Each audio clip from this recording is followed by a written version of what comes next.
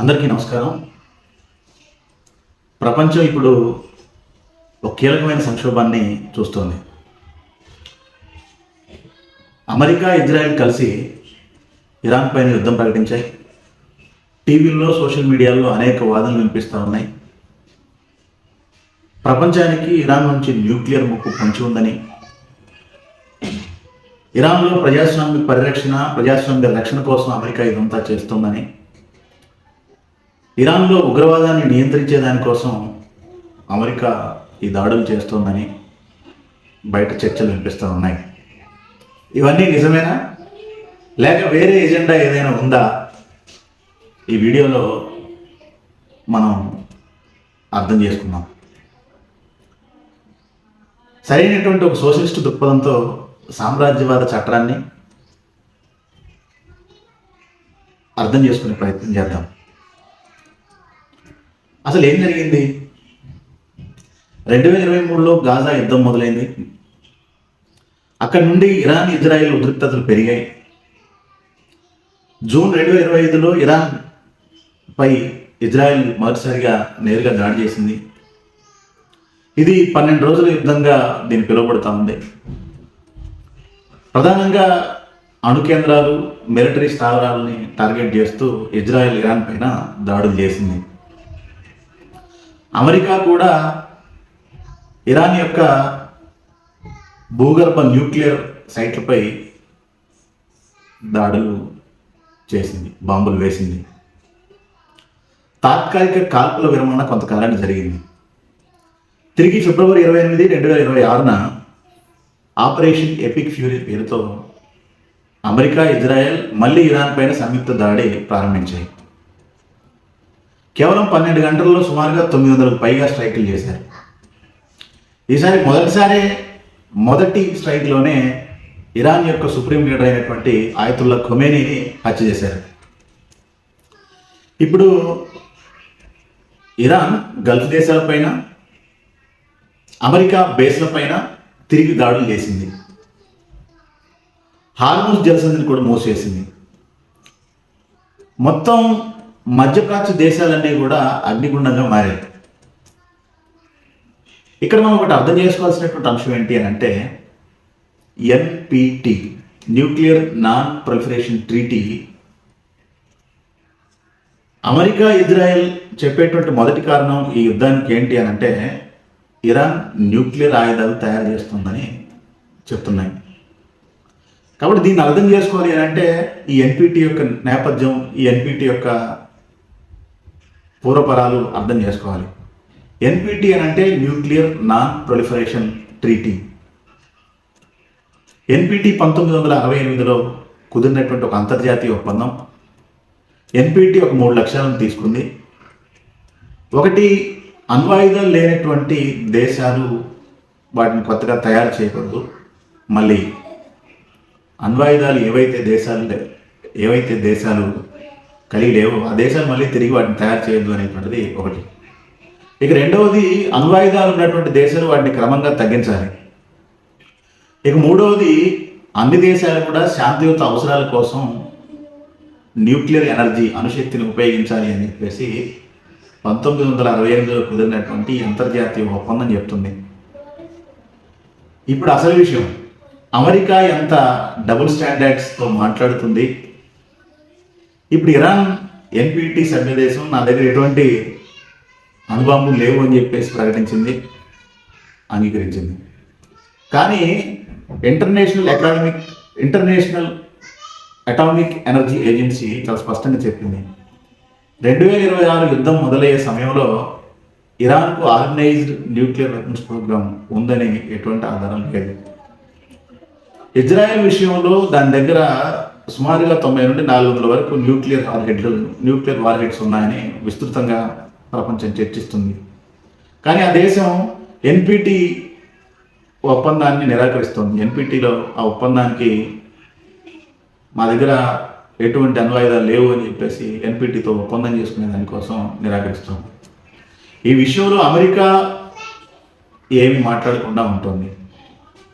మరి ఎన్పిటిలో సభ్యదేశంగా ఉన్నటువంటి ఇరాన్ తన దగ్గర ఎటువంటి అణ్వాయుధాలు లేవని చెప్పేసి ప్రకటిస్తే, ఇజ్రాయెల్ మాత్రం నా దగ్గర ఎటువంటి అణ్వాయుధాలు లేవు అని చెప్పేసి ఎన్పిటితో ఒప్పందం కూర్చుకోవడానికి ముందుకు రావట్లేదు.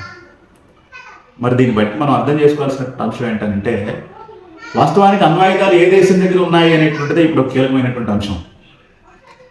అణ్వాయుధాలు లేకుండా ఉండుంటే ఇజ్రాయెల్ ఎన్పిటితో ఒప్పందం చేసుకోవచ్చు. ఇప్పుడు అమెరికా అణ్వాయుధాలు కలిగి ఉన్నటువంటి ఇజ్రాయెల్ తోటే కూటమి కట్టి ఇరాన్ అణ్వాయుధాలు తయారు చేస్తోంది. ఆ అణ్వాయుధాలు తయారు చేస్తూ ఉన్నటువంటి ఇరాన్ పైన ప్రపంచ శాంతి కోసం, ప్రపంచ వినాశనానికి కారణమయ్యేటువంటి ఈ అణ్వాయుధాల తయారీని ఆపేదానికోసం మేము ఇరాన్ పైన యుద్ధం చేస్తూ ఉన్నామని చెప్పేసి డొనాల్డ్ ట్రంప్ చెప్తున్నాడు. ఇక అసలు కారణాలు చాలా ఉన్నాయి. ఒకటి, డొనాల్డ్ ట్రంప్ చమురు పైన ఆధిపత్యం కోసం ప్రయత్నిస్తూ ఉంది సామ్రాజ్యవాద అమెరికా. వ్యాపార మార్గాలపైన ఆధిపత్యం కోసం ప్రయత్నిస్తూ ఉన్నారు. హార్ముజ్ జలసంధి గుండా ప్రపంచ చమురులో సుమారుగా 20% దాకా ఈ జలసంధిని అట్లా నియంత్రిస్తే అమెరికా ఆధిపత్యానికి ప్రమాదం. కాబట్టి అందుకే ఈ ప్రాంతంలో అమెరికా చాలా వ్యూహాత్మకంగా ఇరాన్లో ఉన్నటువంటి అమెరికాకు తలగినటువంటి ప్రభుత్వాన్ని కూలిస్తే అట్లా ఈ వ్యాపార మార్గాలపైన ఆధిపత్యం వస్తుంది అని చెప్పేసి అమెరికా భావిస్తోంది. మరొకటి, ఇది ఒక ఆర్థిక యుద్ధం, డాలర్ను కాపాడుకునేటువంటి యుద్ధం. అమెరికా స్విఫ్ట్ వ్యవస్థ నుండి ఇరాన్ తొలగించింది. ఆంక్షల ద్వారా ఇరాన్ కరెన్సీని పతనం చేసింది. స్వయంగా America treasury secretary Iran currency పతనాన్ని తన విజయంగా ప్రకటించాడు. దీన్ని ఒక సోషలిస్ట్ దృక్పథంతో పరిశీలన చేస్తే అమెరికా విధించినటువంటి ఆంక్షలు ఏవైతే ఉన్నాయో ఇవేవి కూడా శాంతి చర్యలు కావు. ఇవి ఒక రకంగా యుద్ధమే. పేద ప్రజలను నేరుగా దెబ్బతీసేటువంటి, సంక్షోభానికి గురి చేసేటువంటి ఒక ఆయుధం ఈ ఆంక్షలు. ఇక మరొకటి, ఇరాన్లో ఉన్నటువంటి రాజ్యం ఏదైతే ఉందో ఆ రాజ్యాన్ని కూల్చాలి. అమెరికాకు తలగినటువంటి రాజ్యాన్ని కూల్చి అమెరికా చెప్పు చేతల్లో కనుసన్నల్లో పనిచేసేటువంటి మరొక రాజ్య స్థాపన చేయాలి అనేటువంటి ప్రయత్నం డొనాల్డ్ ట్రంప్ నేతృత్వంలో జరుగుతోంది. అమెరికా కొన్ని కారణాలు చెప్తా ఉంది. ఇరాన్ పౌరులకు రక్షణ కల్పించే దానికోసం, చమురు వనరులను కాపాడే దానికోసం, అణుశక్తిని తయారు చేసేటువంటి తయారీ కేంద్రాలను నిర్మూలించే దానికోసం, అక్కడ మిలిటరీ సామర్థ్యాన్ని శక్తి విహీనం చేసేదానికోసం, ఇరాన్ చమురును సురక్షితం చేసేదానికోసం అంటూనే అమెరికా చెప్తూనే అక్కడ రాజ్యాన్ని, అక్కడి అమెరికాకు తలొగ్గినటువంటి ఖొమైనీ నేతృత్వంలోని ప్రభుత్వం ఏదైతే ఉందో దాన్ని కూల్చాలనేటువంటి ప్రభుత్వం ప్రయత్నం చేస్తోంది. ఇవన్నీ సాకులైనప్పటికీ కూడా ఒక కారణం మాత్రం వాస్తవం. నిజమైనటువంటి కారణం ఏంటి అంటే, ఇరాన్ అమెరికా ఆధిపత్యానికి తలొగ్గడం లేదు, తన స్వతంత్ర విదేశాంగ విధానాన్ని కొనసాగిస్తోంది. ఇరాన్ ప్రజా ఉద్యమం ఏదైతే, ఇరాన్లో వచ్చినటువంటి ప్రజా ఉద్యమం ఏదైతే ఉందో దీన్ని ఒక సాధనంగా ఉపయోగించుకొని 2026 జనవరిలో ఇరాన్లో కోట్లాది మంది రోడ్ల మీదకి వచ్చారు. నిజంగా ఆర్థిక సంక్షోభం తలెత్తుండొచ్చు. దీనికి వ్యతిరేకంగా ఇది న్యాయమైన ప్రజాతంత్ర పోరాటం కావచ్చు. కానీ అమెరికా దాన్ని ప్రోత్సహించి అక్కడ ఉన్నటువంటి రాజ్యాన్ని కోలుగొట్టి మరొక రాజ్యాన్ని తీసుకొచ్చేదానికోసం ప్రయత్నం చేసింది. ఇరాన్ ప్రభుత్వం భారీ అణచివేత చేసి వేలాది మందిని హత్య చేసింది. వాస్తవం. ఇరాన్ ప్రజల పోరాటాన్ని సామ్రాజ్యవాదం దుర్వినియోగం చేసింది. ఇక్కడ మనం అర్థం చేసుకోవాల్సినటువంటి ముఖ్యమైన అంశం ఏంటంటే, ప్రజా విమోచన అనేటువంటిది సామ్రాజ్యవాద దాడుల ద్వారా రాదు అనేటువంటి ఒక స్పష్టమైనటువంటి అంశం. ఇక అమెరికాలో ఉన్నటువంటి యుద్ధ పరిశ్రమలకు లాభాలు. ఆపరేషన్ ఎపిక్ ఫ్యూరీ ప్రారంభమైన నాడు మొదటి 100 గంటల్లోనే అమెరికాకు సుమారు $3.7 బిలియన్ ఖర్చు వచ్చింది. ఈ డబ్బు రెథాన్, లాక్హీడ్, బోయింగ్ వంటి అమెరికా యొక్క కంపెనీలకు వెళ్ళింది. డబ్బంతా ప్రధానంగా ఈ కంపెనీల యొక్క యుద్ధ సామాగ్రిని తయారు చేసేటువంటి ఈ కంపెనీల పేర్లు వినిపించాయి. ఇది అమెరికాకు వ్యాపారం. భారత్ ఇరాన్ సంబంధాలు ఏంటి? భారత్ ఇరాన్ సంబంధాలు ఏంటి అన్నప్పుడు ఈ యుద్ధం భారత్ను ఎందుకు ప్రభావితం చేస్తుందంటే, భారత్ ఇరాన్కు దశాబ్దాల నాటి మిత్రుడు.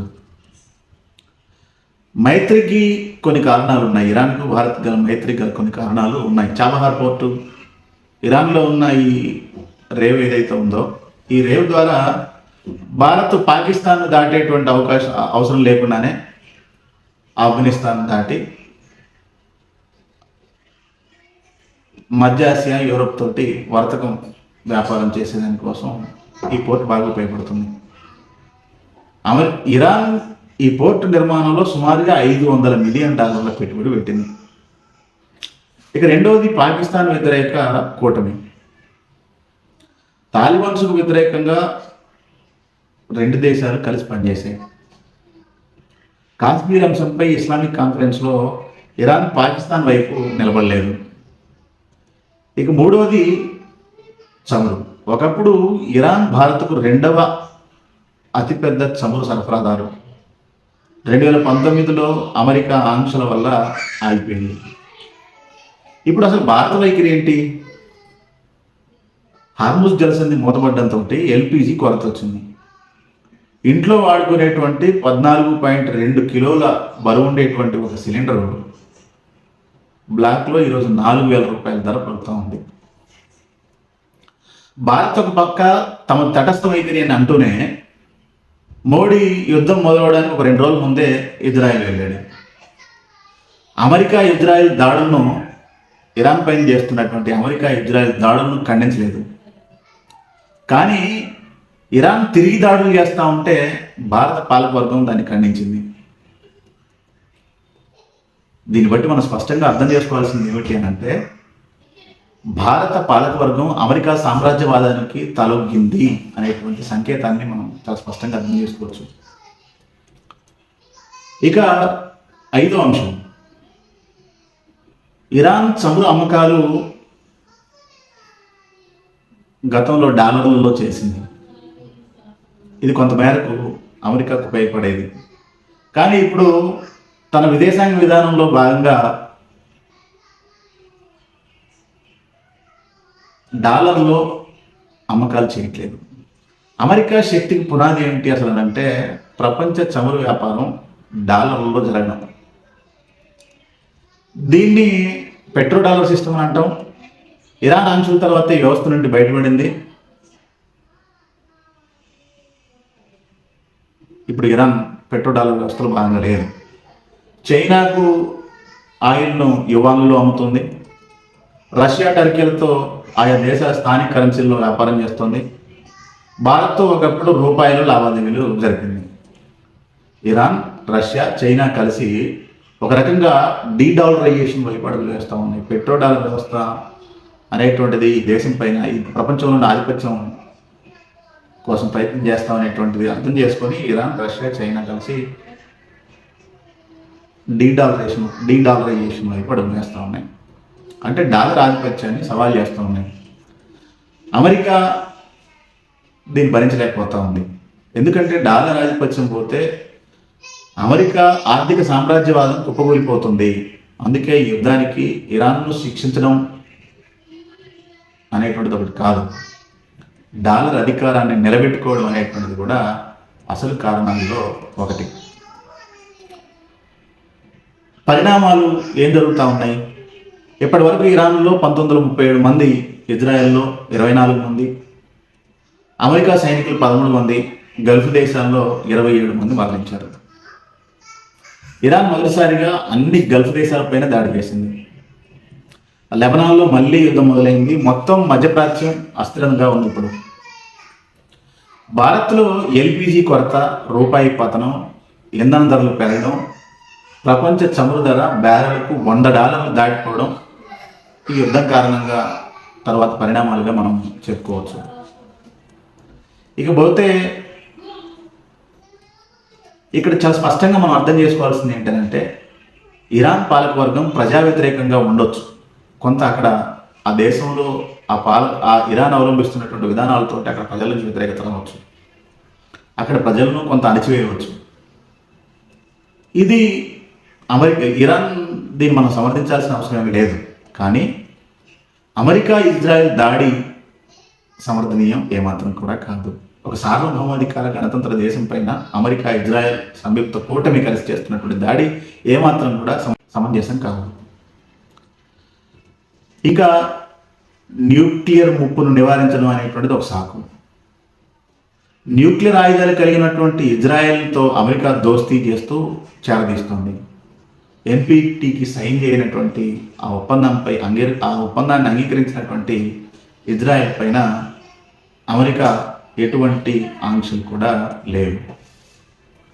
ఇక ప్రజాస్వామ్యాన్ని ఆ దేశంలో ప్రజాస్వామ్యం తీసుకురావడం అనేటువంటిది ఒక సాకు. సౌదీ అరేబియా కావచ్చు, యుఏఈ కావచ్చు, ఇట్లాంటి నిరంకుశ రాజ్యాలతో అమెరికా సంబంధాలు కొనసాగిస్తుంది. వాటిపై ఎటువంటి యుద్ధం లేదు. అసలు నిజం ఏంటి అని అంటే, ఇది చమురు, వాణిజ్య మార్గాలు, డాలర్ ఆధిపత్యం, ప్రాంతీయ నియంత్రణ కోసం జరుగుతున్నటువంటి సామ్రాజ్యవాద యుద్ధం. శ్రమజీవుల రక్తంతో నడిచే పెట్టుబడిదారి రాజకీయాలకు కొనసాగింపు ఇది. ఈ యుద్ధాన్ని ఆపగలిగేది ఏదైనా ఉంది అంటే అది శ్రమజీవుల ఐక్యత మాత్రమే అనేటువంటిది మనం అర్థం చేసుకోవాల్సినటువంటి అంశం.